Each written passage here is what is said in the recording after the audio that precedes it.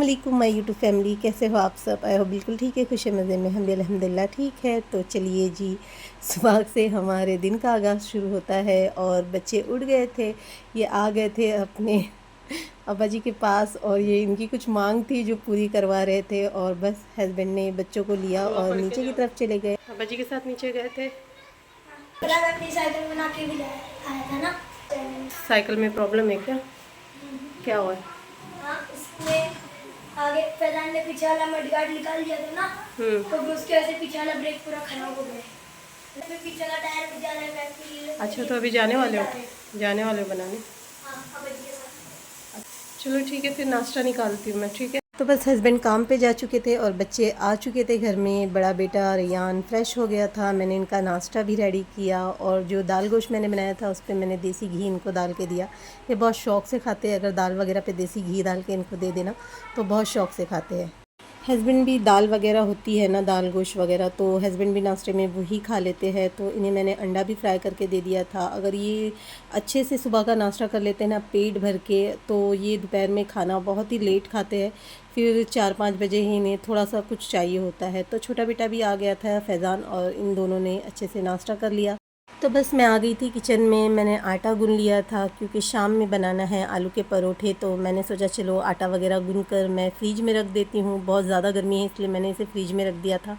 और साइड में आलू भी बॉईल हो रहे हैं। जब आलू बॉईल हो जाएंगे, ये ठंडे हो जाएंगे ना, तो मैं इसे भी फ्रिज में रख दूँगी और शाम में आलू के पराठे बना लेंगे। ये छोटी वाली बाइक है और वो बड़ी वाली मेरी है। छोटी वाली तो ये अपनी साइकिल दे देता है दूसरे बच्चे को। जो बड़ी साइकिल है वो रैयान की साइकिल है। रैयान ने अपनी पॉकेट मनी जमा किया था। रमज़ान में उसे ईदी वगैरह मिली थी और थोड़ा सा पैसा हमने ऐड किया था उसमें, और उसने अपने ही पॉकेट मनी से साइकिल ख़रीदी थी।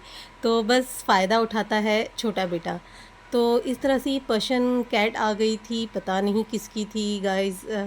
मुझे इतनी तकलीफ़ हो रही थी इसे देखकर कि किस तरह से आप लोग पर्शियन बिल्ली को लाते हो, बचपन से इसे छोटी सी बिल्ली को पालते हो और उसके बाद इस तरह से छोड़ देते हो। ये बेचारी बस यहीं बैठी थी। मैंने इसे दाना पानी वगैरह दे दिया था, बड़ी यहाँ से हिलने तैयार नहीं थी। ये देखिए, पता नहीं किसकी है। और इसे थोड़ा सा ज़ख़म भी हो गया था जिस पे मैंने ट्यूब वगैरह लगा दिया था। फैज़ान मेरा ट्यूब वगैरह इसे लगा लेता है। फैज़ान भी बहुत बिंदास है, बिल्कुल भी डरता नहीं है। अच्छे से अगर ज़ख़म वगैरह होना, चाहे कबूतर हो या कोई भी जानवर हो, फैज़ान फ़ौरन आगे बढ़ के इनकी हेल्प करने की कोशिश करता है। मुझसे कह रहा था मम्मा इसे रख लो, तो मैंने कहा नहीं बेटा, पहले ही इतनी बिल्लियाँ हमारे यहाँ रखी हुई है। तो बस खैर इसी तरह से बच्चे घर में आ गए थे। दोपहर का टाइम हो चुका था, तो इन्हें अभी बस अरबी वगैरह जानी थी, नमाज़ वगैरह पढ़नी थी। तो मैं वही कह रही थी इनसे कि चलो उठो और नमाज़ पढ़ लो। 1 मिनट भी नहीं, नमाज़ पहले चल। चलो मैं भी साथ में पढ़ रही। खड़े हो जाओ, नाड़ी बांधो भाई, नाड़ी क्यों लटक रही आपकी? थोड़ा फिर मदरसा जाना है,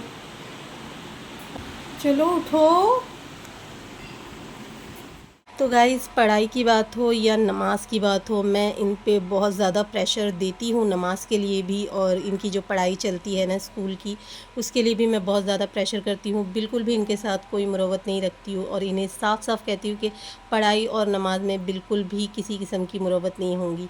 तो ये बुरखे जो मेरी सिस्टर से मैंने ऑल्टर करवाए थे, वो बुरखा मैं आपको पहन कर भी बता रही हूँ। इसमें कुछ बुरखे थे जो मैंने पहन चुकी हूँ और ये एक नया बुरखा था जो मुझे लूज़ था, तो मैंने इसे ऑल्टर करवाया था। तो वही मैं आपको दिखा रही हूँ। तो आप मुझे कमेंट करके ज़रूर बताइए कि मेरा बुरखा कैसा लग रहा है। आस्तीन पर इस पे बारीक मोतियों का काम है और जो बुरखा है ना उस पर भी लेयर्स बनी हुई है बारीक मोतियों की। बहुत नाजुक सा काम है और ये बुरखा इतना प्यारा और ख़ूबसूरत लग रहा था ना कि मैं आपको बता नहीं सकती। पहनने पर भी ये इतना प्यारा लग रहा था। तो चलिए, फ़ैशन शो हो चुका है, अब बच्चे आ चुके हैं। बच्चों को मैंने थोड़ा सा खाना दे दिया था क्योंकि मैंने बनाई थी अक्की मसूर की दाल और राइस। तो चिप्स वगैरह ला के इन्होंने इस तरह से खा लिया था। बस थोड़ा थोड़ा सा ही खाना खाया था इन्होंने। फैज़ान, बिना ब्रेक की साइकिल नहीं चलाना। चलो। तो यहाँ चल रहा था अब आलू पराठे का सिलसिला। तो मैंने आलू जो बॉईल किया था ना उसे फ्रिज में रख दिया था। मैंने छिलके उतार के फ्रिज में रख दिए थे। आलू फ्रिज में रखने से क्या होता है, ये थोड़े से सख्त हो जाते हैं और ज़्यादा पानी नहीं छोड़ते। अगर आप गरम गरम में इस तरह से कद्दूकश करोगे ना तो आलू बहुत ज़्यादा पानी छोड़ने लगेगा। तो बस मैंने इस तरह से इसे कद्दूकश कर लिया था। 3 मीडियम साइज़ के आलू लिए थे मैंने। अब इसमें ऐड कर लेना है, एक बंच मैंने लहसुन का लिया था और 7-8 हरी मिर्च ली थी जिसे मैंने चॉप कर लिया था। बिल्कुल पानी नहीं होना चाहिए। एक मुट्ठी धनिया के पत्ते ले लिए थे जिसे भी मैंने चॉप कर लिया था। तो आप जो लहसुन ले रहे हो, हरी मिर्च ले रहे हो, बिल्कुल भी पानी नहीं होना चाहिए, ड्राई ड्राई सा होना चाहिए। अब सूखे मसाले इसमें ऐड कर लेंगे जिसमें पाव टेबल स्पून हल्दी, पाव टेबल स्पून ही गरम मसाला पाउडर और पाव टेबल स्पून ही मैं कुटा हुआ ज़ीरा ऐड कर रही हूँ। आपने दरदरा सा कूट कर डालना है, पाउडर फॉर्म में ज़ीरा नहीं डालना है। तो मैं साबित ज़ीरा इसमें ऐड नहीं करूँगी, इसलिए मैं हल्का सा इसे कूट कर डाल रही हूँ। 1 टीस्पून मैंने लाल मिर्चों का पाउडर, 1 टीस्पून से थोड़ा सा ज़्यादा मैंने नमक ऐड किया है। मैं इसमें आमचूर पाउडर ऐड कर रही हूँ, आप चाट मसाला भी ऐड कर सकते हैं। 1 टीस्पून मैंने आमचूर पाउडर का ऐड किया है और 1 टीस्पून ही भर कर मैं ले रही हूँ कुटी हुई लाल मिर्च। इससे बहुत अच्छा टेक्सचर आएगा और टेस्ट भी अच्छा आएगा। और एंड में मेन इंग्रेडिएंट्स है इसमें हींग। तो हींग डालना ज़रूर है, आपने भूलना नहीं है। तो बहुत कम मैंने हींग डाली है, 3-4 पिंच आप हींग की डाल के अच्छी तरह से इसे मिक्स कर लीजिए। बहुत अच्छी तरह से मिक्स कर लेना है, आलू में सारे मसाले मिक्स हो जाए इतना। अब मैंने हाथों को थोड़ा गीला किया है, मैं इसके पोर्शन बना के रख ले रही हूँ। तो क्या है, एक आइडिया हो जाता है कि कितने पराठे हम बनाएंगे और कितना हमें आटा लेना है इतने पराठे बनाने के लिए। तो 10 आलू की फिलिंग के पेड़े बन गए थे और 10 ही मैंने आलू के पराठे बनाए थे। तो ये मैं जो आलू के पराठे बना रही हूँ ना गाइस, ये ढाबा स्टाइल बना रही हूँ। तो इस तरह से आपने ज़रूर ट्राई करना है, क्विकली बन जाएगा और इतने ज़बरदस्त ये आलू के पराठे बनेंगे ना, आप खाते ही रह जाओगे। आ गए तुम लोग? पराठे बना दूँ? हाँ, फैज़ान, हाँ, आलू के पराठे बना। तो गाइज़ इनका डे ख़त्म हो जाता है इतने टाइम तक, यानी 6:30 बजे ये घर में आ जाते हैं नीचे खेल कर और बाथरूम में जाके नहा लेते हैं और कपड़े चेंज कर लेते हैं। तो इस तरह से मैं पेड़े बना रही हूँ, आटा जो मैंने गूंद के रखा था ना उसके। तो मैं 10 पेड़े बना लूँगी। अभी फ़िलहाल जितने खाने हैं ना उतने ही बनाऊँगी जो बच्चों को चाहिए और मुझे चाहिए।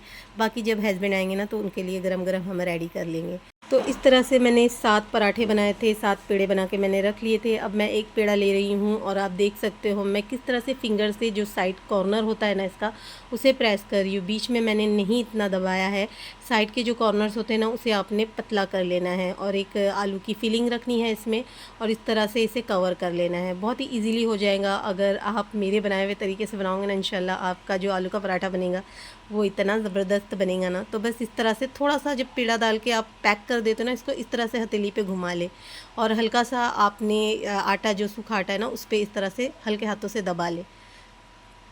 और मैंने थोड़ा सा काउंटर पे आटा डस्ट किया है और फिर से आप देख सकते हो मैं इसे हथेली से बढ़ा रही हूँ। इस तरह से आप बढ़ा के हल्के हाथों से आपने बेलन से इसे घुमाना है, बिल्कुल हल्के हाथों से घुमाना है, ज़्यादा प्रेशर नहीं लगाना है। और इसी तरह से हमारी गोल सी एक रोटी बनकर रेडी है, यानी आलू के पराठे की रोटी बनके रेडी है। तो मैं दूसरा भी बता दूँ आपको, सेम प्रोसीजर के साथ आपने इसी तरह से करना है। फिलिंग डाल देनी है आटे में और इसे अच्छी तरह से आपने कवर करना है, बहुत अच्छी तरह से कवर करना है आपने और हथेली पे घुमा लेना है कि ये अच्छी तरह से सील हो जाए। थोड़ा सा आटा डस्ट करना है, चाहे तो आप नीचे रख के भी इस तरह से प्रेस कर सकते हो, चाहे तो आप हाथों से ही इसे बढ़ाकर पराठे बना सकते हो। बस इस तरह से रोलिंग पिन से आपने रोल कर लेना है इसे। और लोहे का तवा मैंने लिया था, इसे गर्म कर लिया था मीडियम गैस पे और डायरेक्ट आपने इस तरह से डाल देना है। घी ऑयल अभी आपने बिल्कुल भी नहीं डालना है, एक तरफ से थोड़ा सा कलर आने देना है, इस पर हल्के से मार्क्स आने देने हैं, फिर आपने इसे टर्न करना है। तो मैंने जो देसी घी घर में निकाली थी उसी के साथ मैं इन पराठों को रेडी करूँगी गाइस। तो ये देखिए हल्का सा इस पर इस तरह से गोल्डन मार्क्स आ जाए ना तो आपने इसे टर्न कर लेना है। तो अब मैं इस पे डाल दूँगी घी, जो मैंने आपको बताई थी वही घी मैं डालकर अच्छी खासी क्वांटिटी में डाल रही हूँ। घर की बनी हुई देसी घी है गाइस, इससे आपको कोई भी प्रॉब्लम नहीं होगी इंशाल्लाह ताला। मैं कई टाइम से देसी घी घर में निकालती हूँ और बच्चों को देती हूँ। तो ये देख सकते हो आप किस तरह से फुली फुली से हमारे पराठे बन रहे हैं और इतने ज़बरदस्त बने थे ना। ये आटा भी बहुत अच्छा है गाइस, एकदम सॉफ्ट सी रोटियां बनी थी और ऊपर जो मैंने गोल्डन कलर दी हुई से, ये देखिए ये ऊपर का जो था ना गोल्डन कलर, ये एकदम क्रिस्पी बन के तैयार हुआ था। तो उल्थानी हो गई थी मेरी छोटी, तो मैंने क्या किया, इसे रख कर मैंने बड़ी उल्थानी ली। तो बस इस तरह से हमारा ज़बरदस्त सा क्रिस्पी सा आलू पराठा बन के रेडी है। तो इसी तरह से मैं आपको दूसरा पराठा भी बता देती हूँ। ये देखिए, आपने बिल्कुल भी ऑयल घी नहीं डालना है। पहले इस तरह से पराठे को डाल देना है, मीडियम गैस पे ही आपने बनाना है। एक तरफ से हल्का सा चट्टे आ जाए ना इस पर, तो आपने टर्न कर लेना है और हाथों से इस तरह से घुमाते रहना है। ये देखिए, इस तरह से। बस आपने क्या करना है, इसके ऊपर घी डाल देनी है। तो घी आप अपनी मर्ज़ी से डाल सकते हैं, आप ऑयल के साथ भी बना सकते हैं, बटर के साथ भी बना सकते हैं, मगर ये इतना मज़े का बनेगा ना गाइस, इतना ज़बरदस्त ये आलू का पराठा बनके तैयार हुआ था। दूसरे दिन एक पराठा रखा हुआ था, वो भी इतना सॉफ्ट था। बस हल्का सा मैंने इसे गर्म करके हस्बैंड को नाश्ते में दिया था। तो आप देख सकते हो कितने फुले फुले से हमारे पराठे बन रहे हैं और दिखने में ही लग रहा है कितने सॉफ्ट से पराठे बने हैं, और ऊपर की जो इसकी परत थी ना, एकदम क्रिस्पी बन के तैयार हुई थी। तो बस इसी तरह से हमने दूसरा पराठा भी रेडी कर लिया गाइस। बाकी ये पराठे भी मैं बना के रेडी कर लूँगी और बच्चों को दे दूँगी। बच्चे बैठे थे इंतज़ार में कि कब मम्मा शूट करे और हम कब पराठे खाएं। फ्रेश हो गए थे बच्चे और इस तरह से ज़बरदस्त से पराठे हमारे बनके तैयार थे, मीठी दही के साथ। हल्की सी मैंने दही पर है ना लाल मिर्ची पाउडर मैंने थोड़ी सी स्प्रिंकल कर दी थी, और देसी घी भी मैंने रख लिया था क्योंकि ये कह रहे थे हम देसी घी ऊपर से डाल के खाएँगे। तो बस एक एक पराठा बच्चों को मैंने दे दिया था और पराठे भी मैंने यहीं रखे थे कि खा लो जितना खाना है। तो ये है रेयान और ये है फैज़ान का घी डाल के।